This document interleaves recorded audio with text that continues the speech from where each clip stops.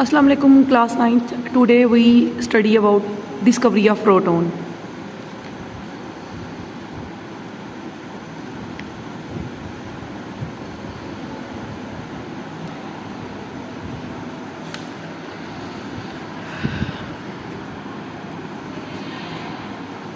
Firstly, E. Goldstein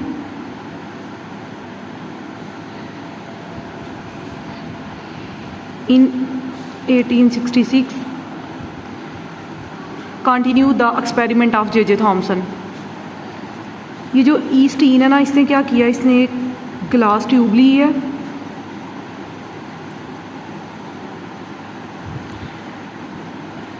इसने जो glass tube ली है इसके दोनों साइडों पे, ये ग्लास ट्यूब है, इसने इसको डिस्चार्ज ट्यूब का नाम दिया है। इसके दोनों साइडों पे इलेक्ट्रोलाइट अटैच है, इनको हम लोग इलेक्ट्रोड्स कहते हैं। एक कैथोड है,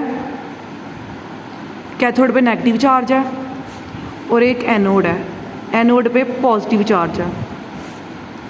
उसके बाद इसने परफोरेटेड प्लेट इस्तेमाल किया। परफोरेटेड प्लेट वो प्लेट है जिसके अंदर पोर्स होंगे, सुराख होंगे। इसके साथ इसने क्या किया है, एक हाई वोल्टेज बैटरी अटैच कर दी है।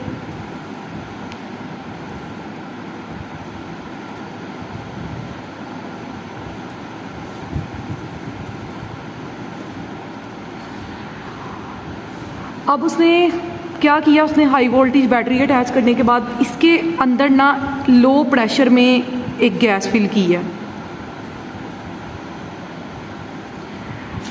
लो प्रेशर उसने क्रिएट किया, उसने वैक्यूम क्रिएट कर लिया।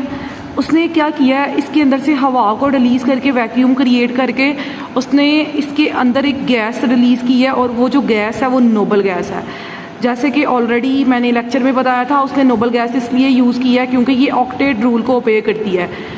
ऑक्टेट रूल में जो 8 इलेक्ट्रॉन्स होते हैं ना, वो उसके लास्ट वाले शेल में, नोबल गैस के लास्ट वाले शेल में 8 इलेक्ट्रॉन्स प्रेजेंट होते हैं। 8 इलेक्ट्रॉन प्रेजेंट होते हैं, 2 होते हैं, 4 इलेक्ट्रॉन होते हैं, और ये स्टेबल होती है। इसकी स्टेबिलिटी की वजह से उसने नोबल गैस को इस्तेमाल किया। अब जब उसने बैटरी को ऑन किया, उसने देखा है कि कुछ जो पार्टिकल्स है ना, वो पॉजिटिव की तरफ से निकल के, एनोड की तरफ से निकल के कैथोड की तरफ जा रहे हैं। यहाँ से आके वो पार्टिकल्स यहाँ पे जा रहे हैं। क्योंकि वो पार्टिकल्स एनोड से निकले हैं, इसलिए उसने इसको नाम दे दिया है एनोड रेज और कनाल रेज।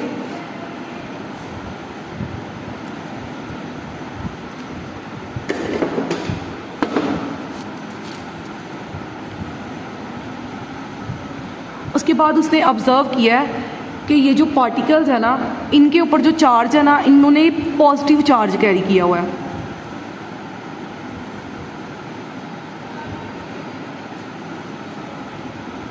उसके बाद इसकी आगे वाली प्रॉपर्टी है, ये मैग्नेटिक फील्ड की तरफ मूव करते हैं और मैग्नेटिक फील्ड को ब्लॉक कर देते हैं।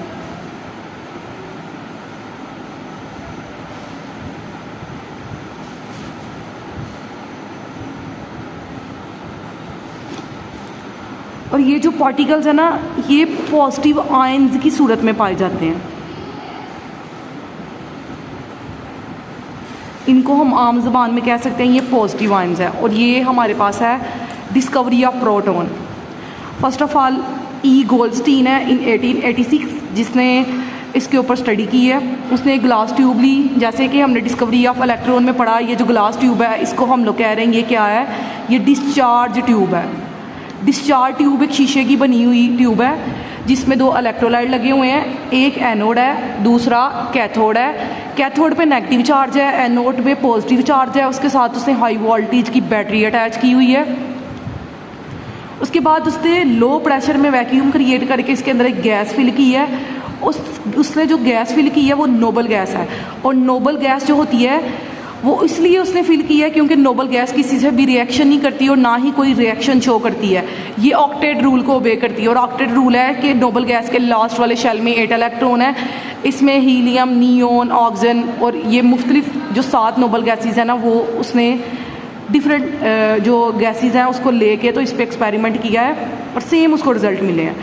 उसने इसकी करैक्टरिस्टिक जो है ना, उसकी करैक्टरिस्टिक की बेस पे ना इसको कह दिया है कि ये एनोड रेज है और कनाल रेज है, क्योंकि ये ट्यूब में से रिलीज़ हो रही हैं इसलिए ये क्या है, एनोड और कनाल रेज। उसके बाद इन पे पॉजिटिव चार्ज है तो ये पॉजिटिव रेज है। ये ब्लॉक कर दे देती हैं मैग्नेटिक फील्ड को, क्योंकि बहुत से जो पॉजिटिव आयंस होते हैं वो नेगेटिव फील्ड की तरफ जाके तो वहाँ पे स्टक हो जाते हैं, और इसको उसने नाम दे दिया ये पॉजिटिव आयंस है। आप लोगों ने क्या करना है, आप लोगों ने इसको लेक्चर को ध्यान से स्टेप बाय स्टेप इसको राइट डाउन करना है होमवर्क की सूरत में, और इसके बाद इसको लर्न करना है बाय हार्ट। ओके जी, थैंक यू।